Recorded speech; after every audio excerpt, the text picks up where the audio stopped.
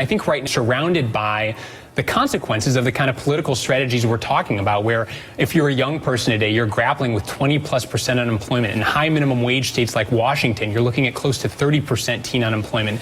These are the unintended consequences of political strategies like this, and it shows us it's really not about the workers. If this was about the workers, we'd be having a conversation about expanding the earned income tax credit. This is about putting more Democrats into office, and unfortunately, I wish people would just take responsibility for their actions and responsibility for the kind of employment consequences we've seen for the least skilled workers. Well, that suggests, Michael's point suggests that the majority of minimum wage workers are teenagers. In fact, that's not true. They're in, the majority of minimum wage workers are in their prime childbearing years, and increasingly so. Right now, the majority of low-wage workers are now people who are increasingly well-educated, who have just suffered from the fact that we have lost those middle-wage jobs. And this is why there's so much heat on this issue, and people who are actually have been struggling in fast food jobs for a long time are actually stepping out. Yes, they're being organized, right? Because, you know, like anybody, you need to actually have someone say another way is possible.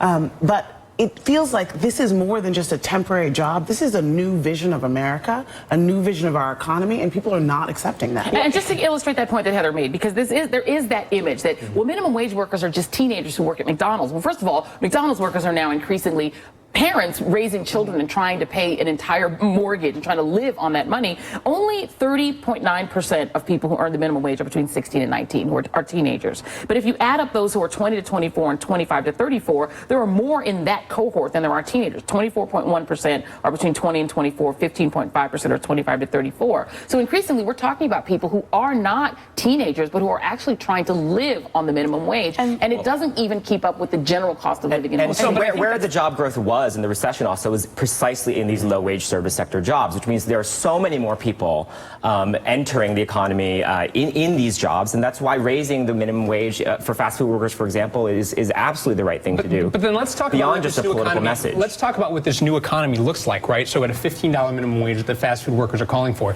you go to a country like France where the minimum wage is higher, and you go to McDonald's and you place your order at a touch screen instead of with a person. We already have experienced going to grocery stores and bagging our own groceries, and even restaurant chains like Chili's have tabletop computers where you place your order. Hold on a second. Hold on. This is an economy where I want to really hear what Heather has to say. I have to hear an answer to that, because that is, I think, the central argument that's made by people who oppose higher wages, that, oh, if you do that, everyone will be laid off. I want to try to get everyone's answer to that, but we're going to do it when we come back.